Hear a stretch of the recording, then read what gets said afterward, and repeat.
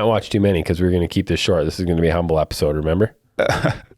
Humility is the amount of time. We're watching reels about other people. Okay. Happy to watch them. Here we go.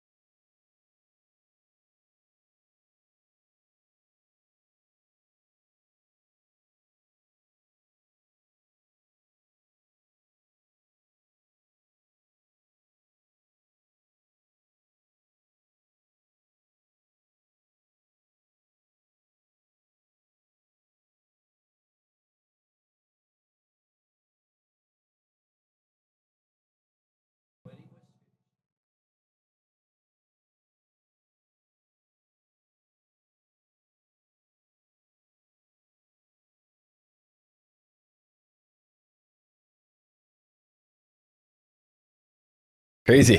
What sticks out most to me in that piece is that the first 4 years after he was a Christian, he was saved, he was forgiven, he was going to heaven.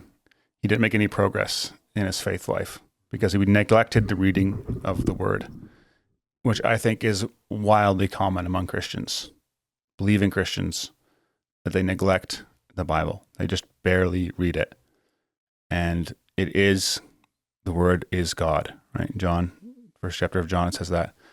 And I think it's just a beautiful encouragement to stay in the word. There's no other better place to be. There's a lot of good podcasts, a lot of good books, a lot of good, people to go see and stuff like that. And the devil's always trying to distract us and say, no, like you gotta, I often have it. I come in here to read my Bible and for some reason I go to computer first and answer one email, all of a sudden you're like half hour right now, your day gets away from you. Yeah. It's like, no, make it a habit. Stay in your word. There's nothing that will change you more. And it comes up a lot, like that interview with Mike Shooten. Yeah, I pushed him, I challenged him. It's like, how did you respond this way when it comes to the passing of your son Marcus and other areas? He goes, that was in the Word. That was a great interview. Yeah, enjoyed that. Yeah, it's interesting because my trajectory is the same, and I was thinking about it the other day because often when you lead things like freedom sessions or you're leading in ministry, you see people that are really struggling, and they've been in the church their whole life, and then like even if I look at my church, people often ask me like, "Oh, when did things change for you?" Well, they didn't change right away, and I didn't do a lot of the right things early on, and I lived arguably like a really awful life and did a lot of the wrong things when I was Christian, and I think that God was really gracious. That's really what stood out to me. How gracious he is. But also just, like when I got serious and I had people challenge me, it's like, okay, get in the word. And I mean, that's where I struggle, and I have struggled because even just my reading is nothing like the dedication of some guys. But I do find like even a thing like a podcast or listening to sermons or like, there's just a lot of good things that you can do that are, maybe a bit easier to do than like, because you really got to be paying attention, reading the word if you're going to take any of it in, right? And it's not about the amount. It's not about so many chapters a day or any of that, right? Like I think if everyone has 15 minutes, like set the timer for 15 minutes. And even if you have to read the same chapter 5 times over, and it's a skill, right? It's also, reading is also a skill. Like you can get better at it.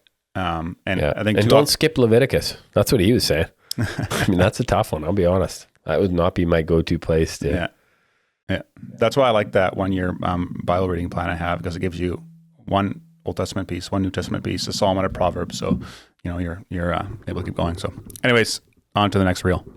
Hey guys, if you enjoyed that episode and were blessed by it, would you be willing to support the show? That would help a lot in creating more content, improving the quality of the content, putting the production value, getting more guests on, and me being able to spend more time and energy towards it. So if you're interested in doing that, you can click up here and it'll take you to a support page. But you can also subscribe to the podcast by clicking over here and doing that. Thanks again for listening, and I'll catch you on the next one.